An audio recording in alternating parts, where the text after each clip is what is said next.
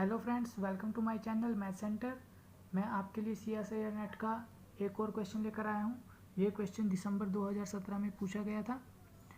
Booklet code ए में से ये क्वेश्चन है, पार्ट बी का ये क्वेश्चन है और 3 मार्क्स के लिए क्वेश्चन एग्जाम में पूछा गया था। तो आइए देखते हैं ये क्वेश्चन क्या कहते हैं। Let A be uh this matrix and B is this matrix, then the system, ये हमारे पास सिस्टम गिवन है, इक्वेशन है ये system of equations over the real numbers. तो हमारे पास 4 ऑप्शन गिवन है। हमें ये बताना है कि no solution whenever beta not equal to 7, an infinite number of solution whenever alpha does not equals to 2, an infinite number of solution if alpha equals to 2 and beta does not equals to 7, a unique solution if alpha does not equals to 2। ठीक है, इस question को solve करने से पहले आपको कुछ results बताना चाहूँगा। जब भी हमारे पास ये सिस्टम ऑफ इक्वेशंस गिवन होता है, ठीक है, तो जब rank A equals to rank of augmented matrix A B equals to number of unknowns होता है, तो इस केस में जो हमारे पास सोल्यूशन होता है वो हमारे पास यूनिक सोल्यूशन होता है। ठीक है, और रैंक ऑफ ऑगमेंटेड मैट्रिक्स के इक्वल तो है, लेकिन वो नंबर ऑफ अननोन से कम है, तो इस केस में हमारे पास इनफाइनाइट नंबर ऑफ सॉल्यूशन होते हैं, इनफाइनाइट सॉल्यूशन। ठीक है, और जब ये दोनों इक्वल होते हैं तो दोनों ही केसेस में हमारा सिस्टम क्या होता है, कंसिस्टेंट। लेकिन अगर दोनों का रैंक इक्वल ना आए, मैट्रिक्स ए का और ऑगमेंटेड मैट्रिक्स ए बी का, तो हमारे पास जो सिस्टम होता है वो इनकंसिस्टेंट होता है। तो जब भी हमारे पास ये चीज़ होल्ड करती है तो हमारे पास नो सॉल्यूशन होता है। तो हम इसी रिजल्ट का यूज़ करके क्वेश्चन को सॉल्व करेंगे। अब हमारे पास ये मैट्रिक्स गिवन है और बी मैट्रिक्स ये गिवन है, तो हम लिखते हैं ऑगमेंटेड मैट्रिक्स ए बी। ठीक है, तो ये हमारे पास मैट्रिक्स है 1 1 2 1 -1 है, 1 है, 3 है, 1 है, अल्फा है एंड ठीक है, और जो ऑगमेंटेड मैट्रिक्स है उसमें हमारे पास 1 है, 3 है और बीटा है। ठीक है, तो जब भी हम रैंक निकालने के लिए, मैं आपको एक ट्रिक समझाता हूँ, आप उस तरीके से इस पर ऑपरेशंस लगा के आराम से रैंक फाइंड आउट कर सकते हैं।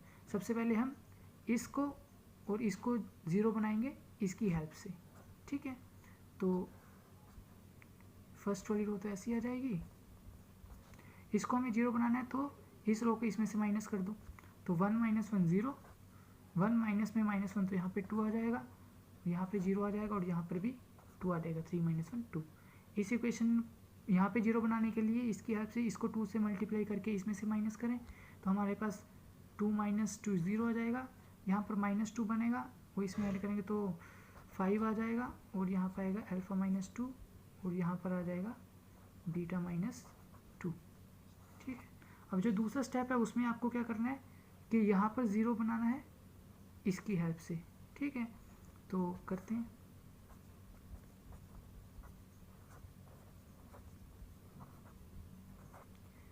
तो सेकंड रो को किससे मल्टीप्लाई करें, 5/2 से। ठीक है, तो ये चीज़ क्या बनेगी,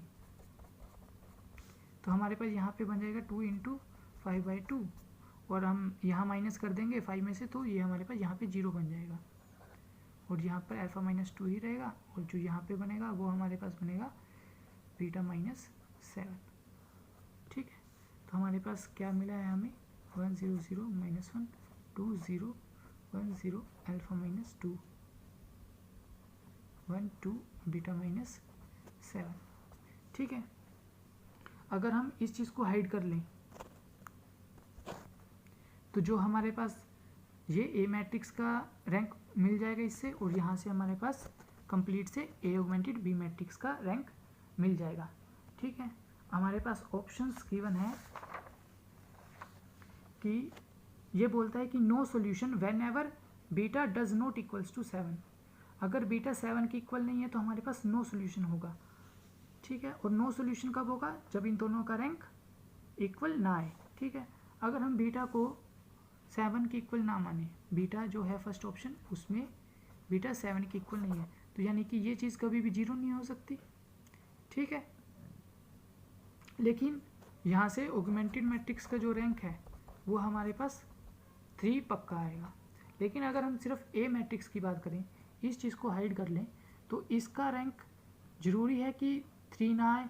अगर यहाँ पे अल्फ़ा की वैल्यू 2 हो जाए तो इसका रैंक 2 आ जाएगा और दोनों इक्वल नहीं होंगे और हमारे पास नो सोल्यूशन आएगा। लेकिन अगर अल्फ़ा की वैल्यू 2 नहीं है तो इस चीज़ का रैंक भी 3 आएगा और दोनों इक्वल आ जाएंगे, तो उस केस में हमारे पास सिस्टम कंसिस्टेंट हो जाएगा और सोल्यूशन एग्जिस्ट करेगा। तो खाली बीटा के 7 के ना होने से हमारे पास नो सोल्यूशन की कोई गारंटी नहीं बनती, तो हमारे पास ये वाला ऑप्शन गलत हो जाएगा कि जब जब बीटा 7 के इक्वल नहीं है तो नो सोल्यूशन हो जाएगा, ऐसा ज़रूरी नहीं है। तो हमारा ये ऑप्शन इनकरेक्ट है। अब सेकंड ऑप्शन में बोलता है कि infinite number of solution whenever alpha does not equal to 2। अब ये बोलते हैं कि इनफाइनाइट सोल्यूशन होंगे जब जब अल्फा 2 के इक्वल नहीं होगा, और इनफाइनाइट सोल्यूशन के लिए दोनों का रैंक इक्वल होना चाहिए और नंबर ऑफ अननोन से वो चीज़ छोटी होनी चाहिए, ठीक है। अगर हम यहाँ पर अल्फ़ा को नॉट इक्वल टू 2 माने तो जो ऑगमेंटेड मैट्रिक्स का रैंक है वो फिर से 3 ही आएगा, क्योंकि अगर ये भी 0 हो जाए तो भी ये पूरी मैट्रिक्स का रैंक तो 3 ही रहने वाला है।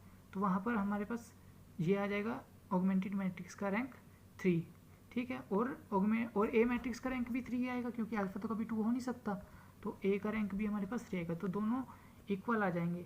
लेकिन हमारे पास ए जो मैट्रिक्स है वो हमारे पास 3 क्रॉस 3 की है गिवन है, और जो एक्स है और जो हमारे पास बी है ये हमारे पास 3 क्रॉस 1 का है। तो यहाँ से हमें जो एक्स वेक्टर है वो हमारी किस ऑर्डर को होगा, 3 क्रॉस 1 ऑर्डर को होगा, क्योंकि इन दोनों की मल्टीप्लाई तभी हो सकती है कि जब ये दोनों सेम हो, और जो हमारे पास रिजल्टेंट आएगा वो हमारे पास इन दोनों के ऑर्डर से आता है, ठीक है। तो जो हमारे पास सिस्टम गिवन है वहाँ से तो हमें ये पता चलता है कि ये नंबर ऑफ जो अननोन्स है वो हमारे पास 3 होंगे, क्योंकि जो ये एक्स वेक्टर है ये हमारे पास इस तरीके से होगा, हमारे पास 3 अननोन्स होंगे। तो यहाँ से तो हमारे पास ये हो जाएगा कि अगर रैंक ऑफ ए और रैंक ऑफ ऑगमेंटेड मैट्रिक्स का सेम है तो इनफाइनाइट सॉल्यूशन के लिए वो नंबर ऑफ अननोन से कम होना चाहिए, लेकिन नंबर ऑफ अननोन्स जो हमारे पास गिवन सिस्टम है वो उसके इक्वल आ रहा है, तो हमारे पास जो इनफाइनाइट सॉल्यूशन के लिए कंडीशन है वो नहीं बनती, ठीक है। तो हमारे पास जो सेकंड ऑप्शन है ये हमारे पास रॉन्ग हो जाएगा, क्योंकि इनफाइनाइट सॉल्यूशन के लिए नंबर ऑफ अननोन से उससे छोटा होना चाहिए, लेकिन वो नंबर ऑफ अननोन से इक्वल है, ठीक है। तो हमारा सेकंड ऑप्शन रॉन्ग है।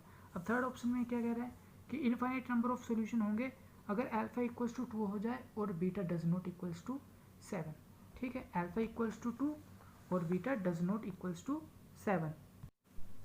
अब जो थर्ड ऑप्शन है उसमें हमारे पास क्या गिवन है, alpha equals to 2 but beta जो है हमें 7 के इक्वल नहीं लेना, ठीक है।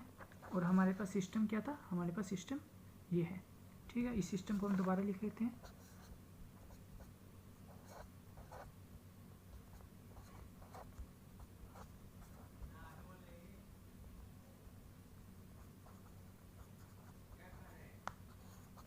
ठीक है, तो अगर हम अल्फ़ा को 2 ले लें तो हमारा जो रैंक ऑफ ए है वो लेस देन और इक्वल टू, जो हमारा रैंक है वो हमारे पास 2 ही हो जाएगा, रैंक हमारे पास 2 आ जाएगा। लेकिन अगर बीटा 7 के इक्वल नहीं है तो जो रैंक है ऑगमेंटेड मैट्रिक्स का वो हमारे पास श्योरली 3 रहने वाला है, क्योंकि इस पूरी मैट्रिक्स में अगर ये 0 नहीं बनेगा तो रैंक हमारे पास 3 ही रहेगा, और जो हमारे पास ए मैट्रिक्स का उसका रैंक 2 हो सकता है। तो ये दोनों इक्वल नहीं होंगे, तो इस केस में सिस्टम हो जाएगा इनकंसिस्टेंट, इनकंसिस्टेंट हो जाएगा तो नो सोल्यूशन, नो सोल्यूशन है तो हमारे पास इनफाइनाइट सोल्यूशन का तो कोई केस बनता ही नहीं है। तो हमारा जो थर्ड ऑप्शन है ये भी हमारे पास रॉन्ग है। तो बाय डिफ़ॉल्ट हमारा फोर्थ ऑप्शन अब ठीक हो चुका है। तो इसको भी हम ठीक देख लेते हैं, ये कैसे है कि यूनिक सोल्यूशन अगर अल्फ़ा 2 के इक्वल नहीं है, ठीक है। अब अल्फ़ा को अगर हम नॉट इक्वल टू 2 लें, अगर अल्फ़ा को हम नॉट इक्वल टू 2 लें तो हमारे पास श्योरली ए का जो रैंक है वो 3 आएगा और ए ऑगमेंटेड बी का भी 3 आ जाएगा, चाहे यहाँ पर 0 बन जाए, चाहे बीटा 7 के इक्वल भी हो जाए तो भी हमारे पास ऑगमेंटेड मैट्रिक्स का रैंक 3 आएगा, क्योंकि यहाँ पे तो नॉन जीरो रहने वाला है, तो हमारे पास पूरी मैट्रिक्स का 3 रैंक बन जाएगा और ए मैट्रिक्स का भी 3 रैंक बन जाएगा। तो इन दैट केस हमारे पास दोनों का रैंक सेम आएगा। और हमने पहले ही बताया था कि जो हमारे पास गिवन सिस्टम है उसमें नंबर ऑफ अननोन्स 3 आ रहे हैं, तो रैंक भी इन दोनों का ठीक सेम आएगा 3, और जो हमारे पास नंबर ऑफ अननोन्स है वो भी 3 है। तो ये हमारे पास यूनिक सॉल्यूशन की कंडीशन होल्ड कर जाती है कि दोनों का रैंक भी सेम आ रहा है और नंबर ऑफ अननोन्स भी क्या है, इक्वल आ रहे हैं, तो हमारे पास यूनिक सॉल्यूशन बन जाएगा। तो यहाँ से भी हमारा जो फोर्थ ऑप्शन है वो हमारा ठीक हो जाएगा।